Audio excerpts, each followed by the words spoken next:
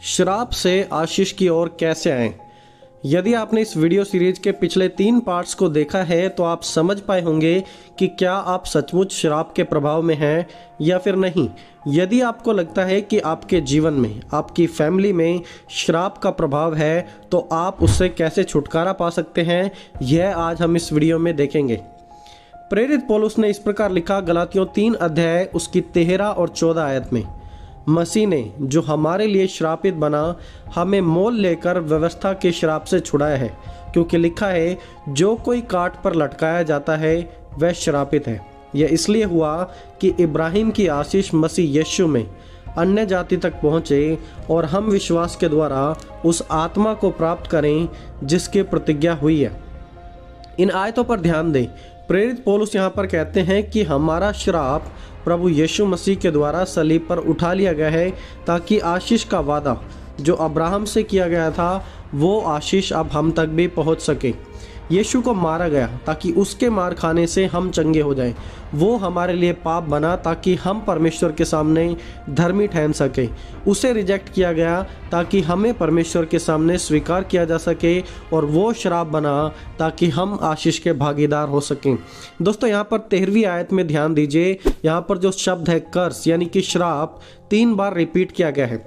इसमें लिखा है हमें श्राप से छुड़ाया है, मसीह हमारे लिए श्राप बना, और जो काट पर लटकाए जाने के कारण हमारे लिए श्राप बना। श्राप इतना गंभीर मुद्दा है कि जिससे हमें छुड़ाने के लिए मसीह को खुद श्राप बनना पड़ा।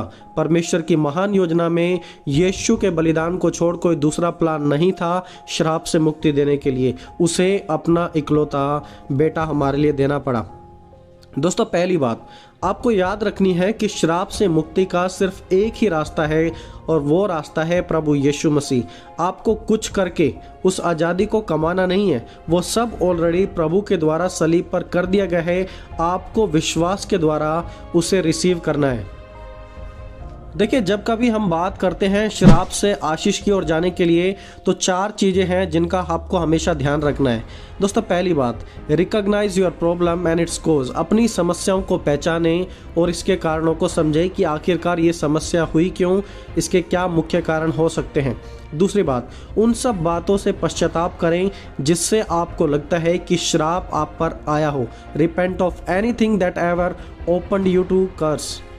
तीसरी बात, रिनाउंस द कर्स। श्राप को मुंह से बोलकर प्रभु यीशु मसीह के नाम से दूर कर दें। और चौथी बात, शैतान के हर एक प्रयास को निसफल कर दें जो आपको श्राप के अंडर में ला सकता है। तो जब कभी आप श्राप तोड़ना चाहें, श्राप तोड़ने से पहले आप इन 4 चीज़ों के ऊपर जरूर फोकस करें। अपनी समस्याओं को पहचानें और इसके मुख्य प्रभाव को समझें, किस कारणों की वजह से आया है, और उन सब बातों से पश्चाताप करें जिनसे आपको लगता है कि आपके जीवन में श्राप आया हो, और श्राप को मुंह से बोलकर दूर करें और उस दरवाजे को बंद करें जिसके द्वारा बार बार आपके जीवन में श्राप आता है। जब आप ये 4 स्टेप फॉलो करेंगे तब आप आगे बढ़ सकते हैं श्राप को तोड़ने के लिए। तो चलिए अब हम डिस्कस करते हैं श्राप तोड़ने के 7 स्टेप्स के बारे में जो आपको बड़ी गंभीरता से समझना है। दोस्तों, पहली बात, एस्टैब्लिश ए क्लियर स्क्रिप्चरल बेसिस। श्राप तोड़ने के लिए वचन की नींव बना लें। जैसे कि कुछ वचन पढ़ें।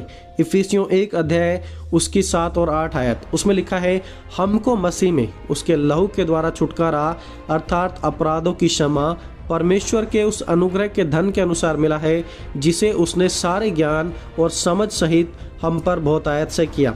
लूका 10 अध्याय उसकी 19 आयत, मैंने तुम्हें सांपों और बिच्छुओं को रौंदने का और शत्रु की सारी सामर्थ पर अधिकार दिया है, और किसी वस्तु से तुम्हें कुछ भी ना हानि होगी। और कुछ और वचनों जैसे कि कुलुसियों 1 अध्याय उसकी 13 और 14 आयत, 1 यूहन्ना 3 अध्याय उसकी 8वीं आयत इत्यादि ऐसे वचन पढ़कर श्राप तोड़ने के लिए वचन की नींव बना लें, क्योंकि वचन ही आपको आज़ाद करने में आपकी मदद करेगा। ऐसे वचनों को पढ़ें और परमेश्वर की सामर्थ का श्राप के ऊपर ऐलान करें, तभी आप श्राप से छूट पाएंगे। दोस्तों, दूसरी बात, confess your faith in Christ.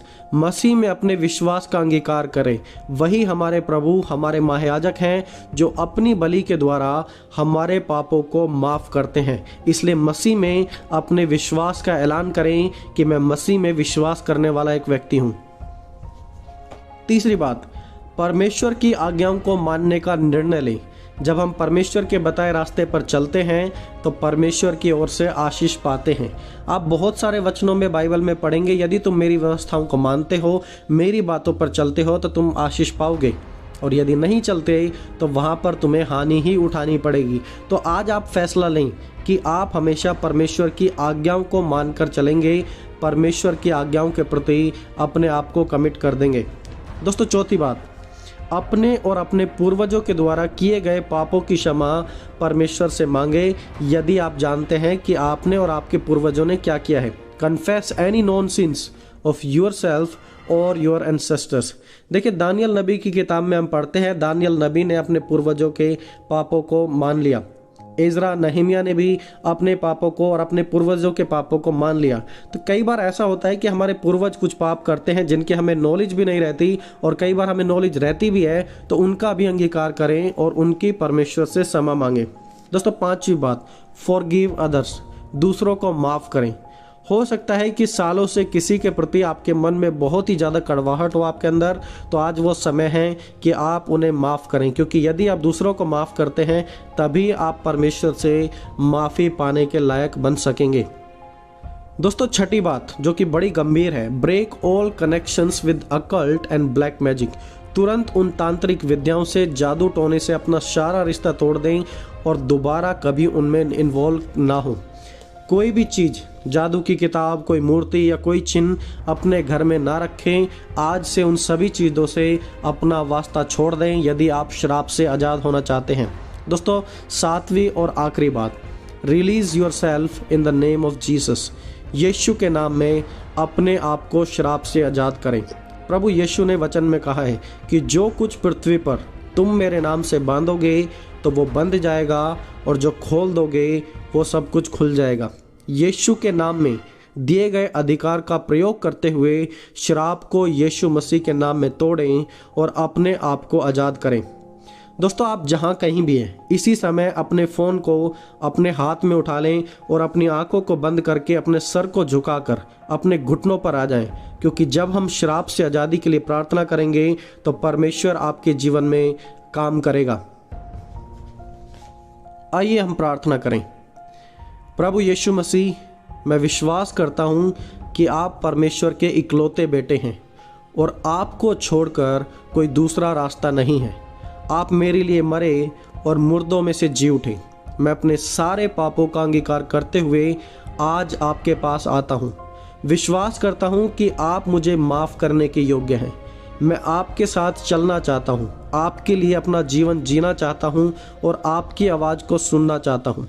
प्रभु, मैं आपकी आशीष का भागीदार बनना चाहता हूँ।